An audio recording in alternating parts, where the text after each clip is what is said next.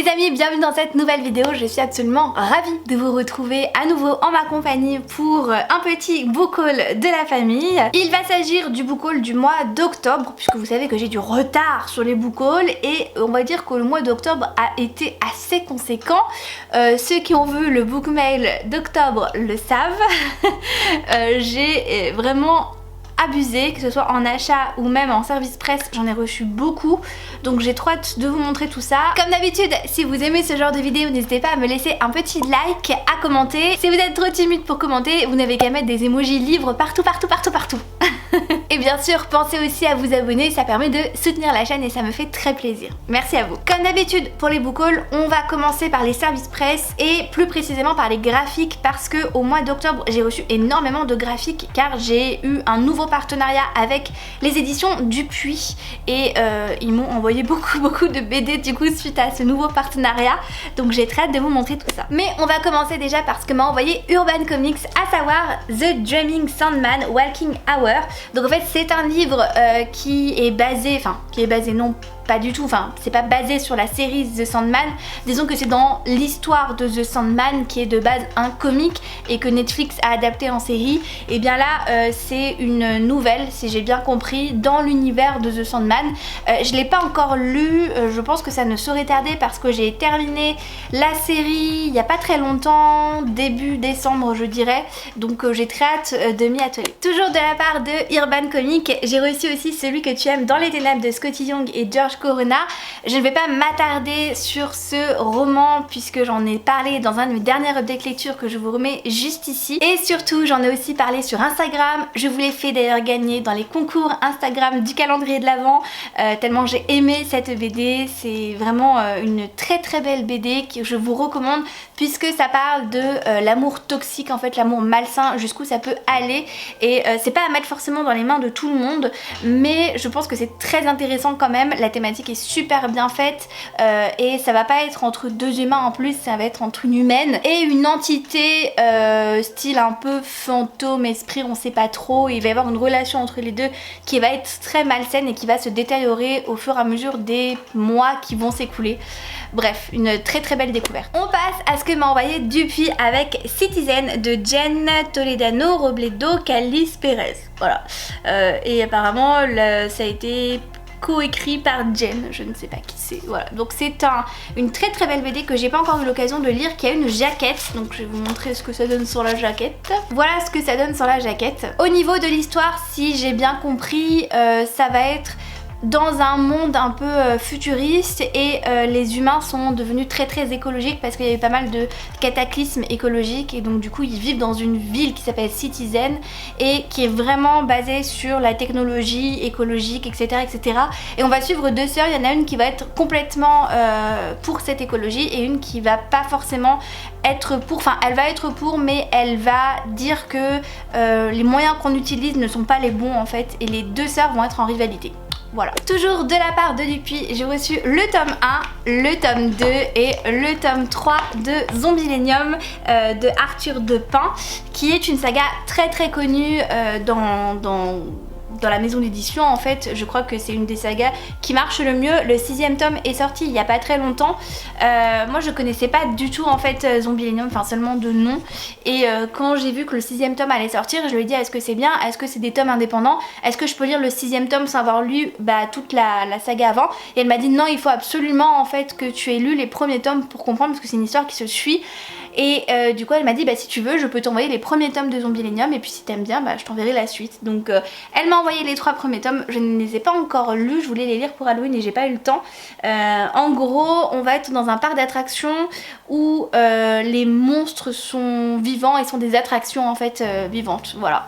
Et il y a 6 tomes en tout. Et j'ai aussi reçu Outlaws de Chabert et Runberg, le premier tome, le cartel des cimes, qui est une BD de science-fiction. Voilà, c'est tout ce que je sais sur sur ce livre là, c'est que c'est juste de la science-fiction avec des vaisseaux spatiaux, etc. etc. et que il y a un complot et des menaces. Et il va y avoir une lutte de pouvoir dont notre héroïne va être la clé en fait, voilà. C'est tout ce que je sais, je ne l'ai pas encore lu et pareil, je pense que je vais me le lire au mois de décembre. Donc je vous en reparlerai très très vite. Et enfin, de la part de Michel Lafon, j'ai reçu ces deux livres là qui sont des webtoons. C'est pas des mangas, c'est des webtoons. J'insiste bien sur ce terme là parce que c'est pas pareil. Les webtoons en fait, c'est de base écrit sur internet, sur des plateformes, des sites du style Dailytoon, Webtoon justement, enfin bref, il y en a plein qui existent et ça se lit comme une BD classique, donc de droite à gauche, et surtout les images sont en couleur dedans, voilà, donc c'est très manga sur les dessins, à ceci près que c'est en couleur, voilà, tout simplement.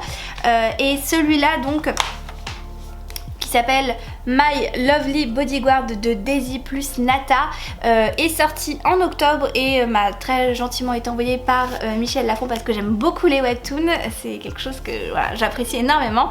Donc quand j'ai vu qu'ils en sortaient un, forcément je l'ai demandé. Et dans cette histoire on va suivre une jeune fille qui s'appelle Sarah, qui est une jeune française coréenne, jeune franco-coréenne du coup, qui va sauver une star de K-pop une fois, et le fait d'avoir sauvé cette star va mettre la lumière sur elle et sur sa famille et sur des secrets, et voilà, donc ça va être son histoire, donc j'ai très hâte de lire les deux premiers tomes. Un livre qui fera la transition entre les graphiques et les livres que j'ai reçus en service presse, il s'agit de Heartstopper, l'album Souvenir de Alice Oseman, qui m'a été très gentiment envoyé par les éditions Hachette. Il s'agit d'un livre un petit peu à côté des Heartstopper, c'est-à-dire que ça va être un livre qui va vous montrer les fiches d'identité des personnages, il va y avoir des jeux, il va y avoir aussi des petites nouvelles dedans, c'est plutôt bien fait et je trouve que pour accompagner en fait l'univers de Heartstopper, c'est assez bien fait, c'est assez mignon je trouve. Par exemple sur la fiche de Tao, voilà comment c'est fait, donc vous avez une pièce d'identité, un dessin de lui, vous avez des nouvelles, enfin voilà, c'est très mignon. Et il y a aussi l'explication d'Alice Oseman sur tout ce qui est art de Heartstopper, comment elle fait les dessins, comment elle s'est inspirée sur les dessins, etc. etc. Donc voilà, je trouve ça très sympa. J'ai reçu 8 livres au mois d'octobre par mes partenaires de maison d'édition, donc let's go. Le premier, il s'agit de Bruxelles, du coup de Éléonore de Villepoix. Alors lui, je l'ai pas vraiment reçu par la poste puisque en fait j'ai été invitée par Hachette à un événement, à un petit déjeuner avec l'autrice, et j'ai accepté parce que j'aime beaucoup Éléonore de Villepoix. J'ai lu sa duologie qui a été sortie il y a quelques années, moi je l'ai lu l'année dernière, c'était La Cité sans vent je crois, si je dis pas de bêtises. J'ai beaucoup aimé, c'était une duologie de fantasy très bien faite, très bien construite, que je vous recommande. Et du coup son nouvel ouvrage est sorti au mois d'octobre et il est absolument magnifique, je le trouve trop canon. D'ailleurs je vous en parle dans ma dernière vidéo, ma pile à lire de l'hiver, donc je vous y renvoie juste ici. C'est une histoire un petit peu jeunesse et atypique. Dans cette histoire nous allons suivre le point de vue de plusieurs oiseaux qui vivent à Bruxelles, et surtout il va y avoir une enquête en fait lancée par le Parlement des oiseaux, puisque des œufs ont mystérieusement disparu dans toute la ville. Voilà, ils disparaissent et on sait pas trop ce qu'ils deviennent, donc du coup il va y avoir une équipe qui va être envoyée, donc à savoir un pigeon, un rouge-gorge et une corneille. Ils vont faire équipe afin de résoudre le mystère et je trouve ça absolument génial, je trouve ça trop cool. C'est une idée très atypique, moi le livre me fait très envie et j'ai vraiment très hâte de lire, surtout qu'il est vraiment pas gros et il est tellement beau, vraiment j'ai trop hâte de lire. De la part de l'Humaine, j'ai reçu le 9e tome de Gardien des Cités Perdues de Shannon Messenger, qui est absolument magnifique et surtout qui est énorme. C'est vraiment une belle bricasse là pour le coup, enfin c'est pas ce dernier tome parce que c'est l'avant-dernier, mais c'est un sacré tome. Alors je ne peux pas vous dire le résumé parce que c'est un 9e tome. Je vous renvoie à tous mes dernières notes de lecture parce que vraiment je m'y attarde encore et encore sur cette saga puisque je suis actuellement en train de la lire. Je suis d'ailleurs au tome 6 de la saga, donc plus que quelques tomes pour pouvoir le lire et être à jour. De la part de J'ai lu, j'ai reçu un Noël royal de Alix Nichols, qui est un livre qui me fait très envie et que j'aimerais beaucoup lire au mois de décembre puisque c'est une romance de Noël. Nous allons suivre Camille qui a tout perdu il y a quelques années suite à un incendie qu'il y a eu au château en fait de sa ville, parce que c'est une royauté là où elle vit, et en fait sa sœur travaillait dans le château et elle est décédée dans l'incendie avec d'autres personnes, et en fait elle a été nommée responsable de l'incendie, sa sœur, et du coup Camille est devenue une paria puisqu'elle est la sœur de l'incendiaire, donc voilà, c'est un peu compliqué pour elle. Elle vit dans une caravane un peu en dehors de la ville, etc., etc., jusqu'au jour où il va y avoir un duc qui va taper à sa porte pour la demander en mariage, car son grand-père en fait a fait le souhait qu'il épouse Camille et il lui a promis que ça arriverait, donc du coup il la demande en mariage. Au début elle refuse parce qu'elle le connaît pas du tout, elle dit mais en fait non, je ne crois pas, et finalement elle va accepter parce qu'elle va se dire que ça va être la clé pour que le château lui soit ouvert et qu'elle puisse mener l'enquête dans ce château. Donc voilà, il a l'air vraiment super cool, c'est pour ça que je l'ai pris, donc j'ai très hâte de le lire. De la part de Michel Lafon, j'ai reçu Pandore de Suzanne Stokes Chapman, qui est en fait une réécriture de l'histoire de Pandore, en fait de la boîte de Pandore. Ça va être une histoire qui va se situer dans les années 1800 ou 1700 je crois. On va suivre Pandora qui est une joaillerie en devenir en fait, enfin jusqu'à ce que son père décède et que ça soit son oncle qui reprenne l'entreprise familiale, et son oncle est vraiment pas très sympathique, et il va être très mal à l'aise le jour où il va voir un vase qui est un peu spécial et auquel Pandora est attirée inexorablement, et en plus il n'y a que elle qui peut soulever le couvercle. Donc voilà, plein de secrets, plein de mystères et une réécriture du mythe, donc à voir ce que ça donne. De la part de Flammarion, j'ai reçu aussi Blanche-Neige et autres contes de Grimm, du coup illustré et animé par Mina Lima, et je suis trop contente qu'il fasse partie de ma collection. Il n'y a pas que Blanche-Neige, il y a aussi Cendrillon, Réponse, il y a beaucoup d'autres contes dedans. On a La Belle au Bois dormant, on a Neige Blanche et Rose Rouge, on a Le Roi Grenouille ou Henri le Ferré, Les 12 chasseurs, Le pêcheur et sa femme, Le petit chaperon rouge, Loi d'or, Les lutins, Jean Lachance, Les souliers usés du bail. Bref, on a beaucoup de choses. C'est hyper joli, voilà, et en fait c'est des contes de fées tout simplement que les frères Grimm ont écrit, mais c'est le studio Minalima qui les a repris à leur sauce, et j'adore ce qu'ils font, donc je suis trop contente, j'ai très hâte de le lire et voilà, de me faire un conte de temps en temps, surtout celui de Réponse puisque c'est mon dessin animé préféré, donc à voir ce que ça donne dans le conte. J'ai aussi reçu de la part de J'ai lu La Cité des Songes de Georgia Caldera, que j'ai déjà lu, donc je vous renvoie à mon dernier update lecture. C'est une histoire de fantasy, donc c'est un premier tome et c'est une histoire de fantasy avec un ennemi Stoolover. C'est plutôt pas mal comme histoire, je vous donne mon avis dans le dernier update lecture. Voilà, j'ai bien aimé, mais il y avait quelques petits bémols. Après, je trouve que l'histoire est très prenante. En fait, on va être dans un monde complètement ravagé par une créature qui s'appelle le Dévoreur et qui vit en fait sous la surface de la terre, mais qui fait des grosses fissures parce qu'il est énorme en fait, et dès qu'il circule quelque part, et ben ça fait des grosses fissures. Et l'humanité en fait a décidé de construire des grandes tours royaumes et se cache dans ces tours royaumes en se pensant en sécurité. Il y en a partout qui sont disséminés en fait sur tout le continent, et il va y avoir un mariage de fait entre la tour du printemps et la tour de glace, je crois, ou d'hiver. Du coup il va y avoir en fait un ennemi Stoolover parce qu'il va y avoir ce mariage forcé, les protagonistes en question vont pas forcément être pour, enfin voilà. Et à côté du coup on va avoir aussi une tour qui s'appelle la tour des damnés, qui a pendant très longtemps été persécutée, où c'était vraiment la tour des miséreux on va dire, où tout le monde envoyait en fait ses prisonniers, et tous les gens dont on ne voulait plus, on les envoyait là-bas. Et cette tour va du coup se rebeller et du coup attaquer toutes les autres tours, donc il va y avoir aussi une guerre. Et au milieu de ça il y a la Cité des Songes qui nous apparaît en rêve parmi certains protagonistes qu'on suit, et qui est une cité qui promet paix, luxure, qui promet beaucoup de choses. Mais bon, je peux pas vous dire de grand chose parce qu'on ne la voit que en rêve et on doit la voir 2 fois.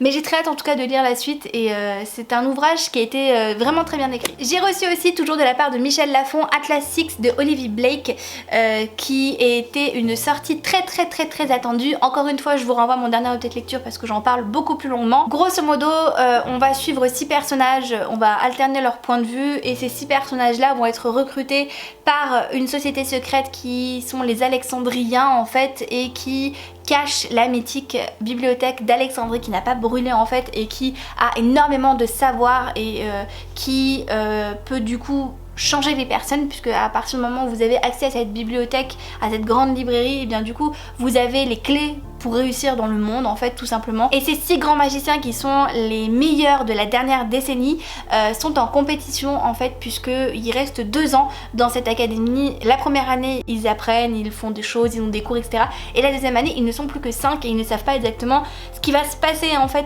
comment va être éliminée la sixième personne tout simplement, ils vont la prendre et voir comment ils vont réagir. Donc voilà. Pour ceux qui n'ont pas vu mon update lecture, c'est un avis assez mitigé que j'ai. Et de la part de l'Imen, j'ai reçu This Savage Song par Vei Schwab, donc qui est le premier tome, qui est un livre que j'ai lu aussi, donc encore une fois je vous renvoie à mon dernier update lecture. C'est un livre où nous allons suivre deux personnages, un qui s'appelle Auguste et l'autre qui s'appelle Kate. En fait on est dans un monde où les monstres existent et en fait sortent des humains, si vous voulez. Dès qu'un crime est commis, et bien un monstre est libéré tout simplement, et il existe plusieurs catégories de monstres. Et Auguste lui est un hybride, il est à moitié humain à moitié monstre. Il est ce qu'on appelle un Tsunai, donc en fait il est né d'une grande tragédie, de quelque chose d'horrible, et voilà, d'un coup il est apparu en tant qu'enfant, voilà, et il a été recueilli par son père qui s'appelle Henry. Et de l'autre côté nous avons Kate qui est la fille de Callum Harker, et en fait la ville où ils vivent les deux sont scindées en deux. Callum vit dans le nord et en fait il a toute la partie nord de la ville de Verity, et de son côté Henry en fait est le chef de la partie sud de toute cette ville, et ils ont deux façons très différentes de diriger la ville et de protéger les concitoyens. Autant Callum fait payer en fait les concitoyens pour que les monstres ne les attaquent pas parce qu'il peut les maîtriser. Autant dans le sud avec Henry, c'est grâce à ses Tsunai, donc ses enfants adoptifs qu'il a, que du coup l'ordre est établi et où les citoyens sont en sécurité sans forcément qu'ils aient à payer. Et dans ce monde là un peu chaotique, et bien Auguste va avoir pour mission de se rapprocher de Kate afin de pouvoir influencer un petit peu Kate et son père, et de voir si c'est possible d'éviter une nouvelle guerre, puisque bah du coup il y a une frontière entre leurs deux cités, j'ai envie de dire, bien que ce soit la même ville, et la paix est sur le point d'éclater parce qu'ils ont conclu une trêve il y a 6 ans de ça, mais voilà, c'est une trêve temporaire et là on sent bien que les conflits vont à nouveau exploser. Je vais passer aux cadeaux qu'on m'a fait au mois d'octobre, puisque oui, j'ai eu droit à certains cadeaux. Je commence du coup par The Love Hypothesis de Ali Hazelwood, qui m'a été très gentiment offert par Tom, puisqu'en fait j'étais malade au mois d'octobre, j'ai eu le Covid et en fait il m'a très gentiment envoyé un livre pour me souhaiter un bon rétablissement, donc il était vraiment adorable. Je suis trop contente parce qu'il était vraiment dans le haut de ma wishlist, donc vraiment très contente de l'avoir reçu. C'est apparemment une réécriture de Reylo. Donc qu'est-ce que c'est Reylo? C'est un couple Star Wars, à savoir Rey et Ben Solo, et je sais que l'autrice est une grande fan, tout comme moi, donc je suis trop contente. D'ailleurs on le voit sur la couverture, il ressemble vachement aux acteurs, mais elle a refait ça à sa sauce dans une romance contemporaine où surtout il va y avoir tout un truc autour de la science, la médecine ou l'alchimie, je sais pas trop, parce que c'est des étudiants je crois en sciences, quelque chose comme ça. Voilà, donc voilà, apparemment c'est une romance qui a fait un gros boom sur BookTok. J'ai entendu des avis depuis qui disent que c'est un petit peu surcoté, c'est une bonne romance, mais c'est pas non plus au point voilà, que ça explose comme ça. J'ai envie de dire comme beaucoup de livres sur BookTok quand même, mais bon, ça c'est un autre débat. Elle cherche la merde la dame, hein, oulala. Dans tous les cas, nous allons suivre Olive, je crois, qui ne croit pas du tout en l'amour, et sa meilleure amie arrête pas en fait de lui mettre des bâtons dans les roues, la pousse vers des inconnus pour qu'elle trouve un petit copain, etc. Et au bout d'un moment, elle en a tellement marre qu'un jour en fait, alors qu'elle se balade avec sa meilleure amie, elle va aller embrasser un inconnu en disant tu vois ça c'est lui mon petit copain, alors qu'en fait non pas du tout, c'est pas du tout son petit copain, c'est son prof de TD qu'elle ne connaissait pas, et ils vont sortir ensemble pour de faux. Alors lui je sais pas quelles sont ses raisons en fait, pourquoi lui il accepte. Apparemment c'est un gros connard en plus, donc bon, on verra. En tout cas j'ai très hâte de le lire, il a l'air trop cool. Et de la part de mon amoureux, il m'a offert 2 livres, les Heartstopper version collector, qui sont absolument magnifiques. Voilà, je ne m'attarde pas plus, ils sont sublimes avec leurs petites tranches colorées là, le jaspage, je les trouve trop beaux, je suis trop contente. Et voilà, j'ai toujours mes versions normales parce qu'elles sont dédicacées par Alice Oseman, mais je voulais absolument les collecteurs parce que je les trouve trop belles, et voilà, j'adore cette petite saga, trop chouchou et trop doudou. Et on va passer au livre que je me suis acheté. Je me suis acheté un graphique au mois d'octobre sous les conseils de Livromancienne, donc à savoir Aurélie. Je vous mets sa chaîne dans la barre d'infos, n'hésitez pas à aller voir. C'est Grimoire Noir, donc que j'ai lu depuis, puisque je l'ai lu pour Halloween et que j'ai absolument adoré. J'ai passé un excellent moment de lecture et je vous le conseille à 100% parce que en plus d'une histoire un petit peu witchy et hyper joli.